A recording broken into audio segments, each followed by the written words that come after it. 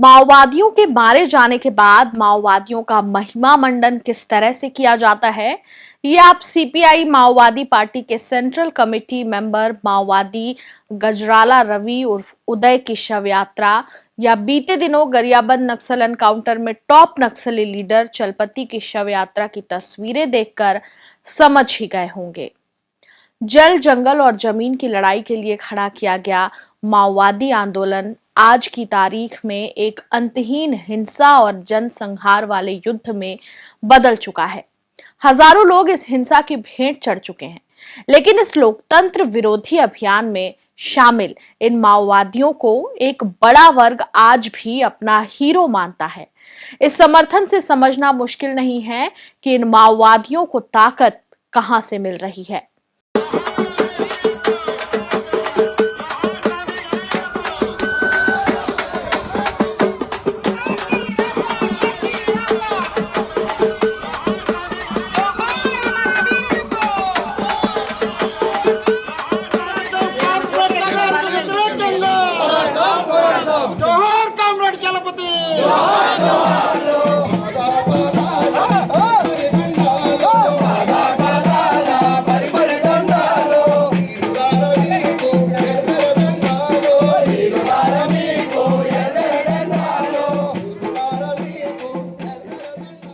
नमस्कार, खबरों की खबर में आपका स्वागत है। छत्तीसगढ़ के पड़ोसी राज्य तेलंगाना में सीपीआई माओवादी पार्टी की सेंट्रल कमेटी मेंबर माओवादी गजराला रवि उर्फ उदय की शव यात्रा निकाली गई। शव यात्रा में काफी संख्या में ग्रामीण शामिल हुए। गजराला की शव यात्रा के वीडियो में साफ दिख रहा है कि उसके शव को फूलों से सजे एक वाहन में रखकर नगर भ्रमण कराया गया। शव यात्रा में बैंड बाजे और नारे लगाते हुए काफी संख्या में लोग साथ साथ चल रहे थे। मुठभेड़ के बाद पुलिस ने शव परिजनों को सौंप दिया था। आंध्र प्रदेश के अल्लूरी सीताराम राजू जिले के मारेडू मिल्ली जंगलों में 18 जून को फोर्स ने गजराला रवि समेत 3 माओवादियों को एक मुठभेड़ में मार गिराया था। गजराला रवि उन माओवादी नेताओं में शामिल था जिन्होंने पीपुल्स वॉर ग्रुप में रहते हुए 2004-05 में तत्कालीन मुख्यमंत्री वाईएस राजशेखर रेड्डी के कार्यकाल के दौरान राज्य सरकार के साथ शांति वार्ता में भाग लिया था। गजराला रवि तेलंगाना के वेलिशाला इलाके का रहने वाला था।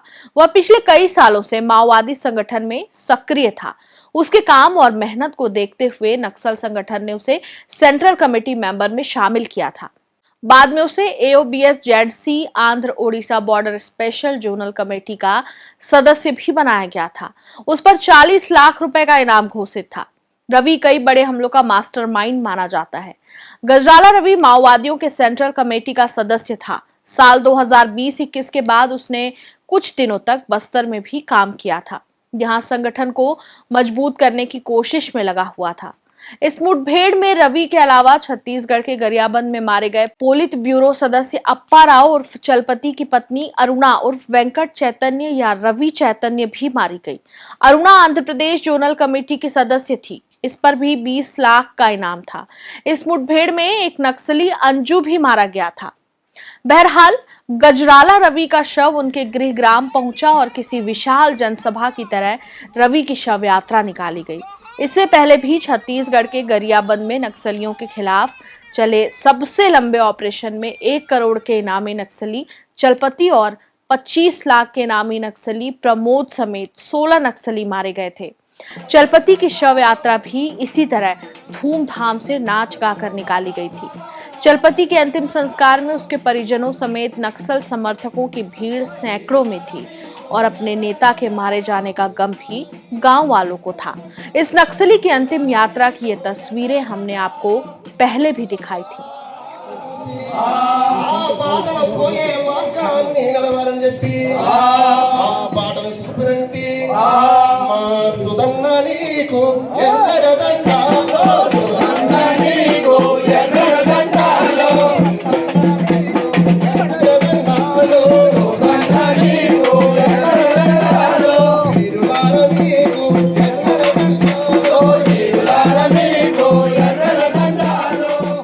छत्तीसगढ़ सरकार ने चलपति की शव यात्रा को देखने के बाद ही शायद तय किया होगा कि माओवादियों को महिमा मंडन का कोई अवसर नहीं दिया जाए। यही कारण है कि हाईकोर्ट के आदेश के बाद भी छत्तीसगढ़ सरकार ने पिछले महीने सीपीआई माओवादी के महासचिव नंबाला केशव राव उर्फ बसव राजू का शव छत्तीसगढ़ सरकार ने परिजनों को नहीं सौंपा। मुठभेड़ के बाद से बसव राजू का शव नारायणपुर मरचुरी में रखा रहा। सरकार ने जब परिजनों को शव देने से मना किया तो परिजन आंध्र प्रदेश की हाई कोर्ट में पहुंच गए। आंध्र प्रदेश की सरकार ने कानून व्यवस्था बिगड़ने का हवाला देते हुए शीर्ष माओवादी नेता का शव गृह जिला श्रीकाकुलम नहीं लाने को लेकर अपना तर्क दिया, लेकिन हाईकोर्ट ने छत्तीसगढ़ सरकार को शव सौंपने का आदेश दिया।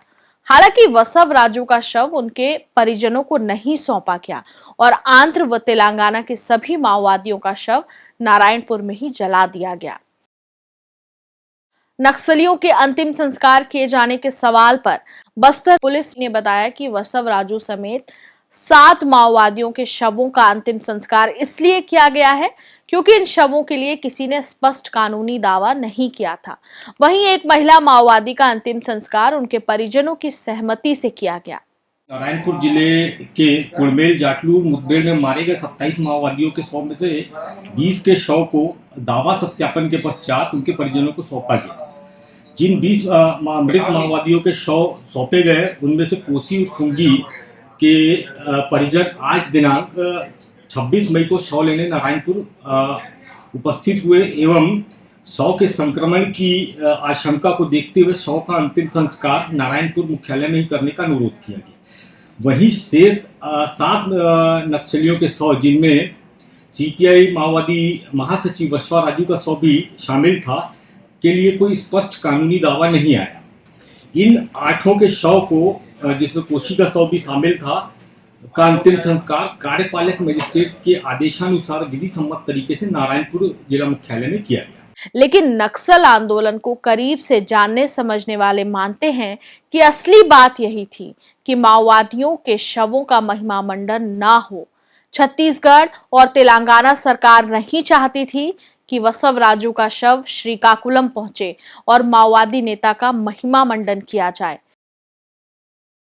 लेकिन एक हद तक माओवादी हिंसा पर काबू पा चुकी आंध्र प्रदेश पुलिस मुठभेड़ में रवि के मारे जाने के बाद इस उम्मीद में रही होगी कि रवि की शव यात्रा किसी गुमनाम माओवादी की शव यात्रा जैसी ही होगी, पर ऐसा नहीं हुआ।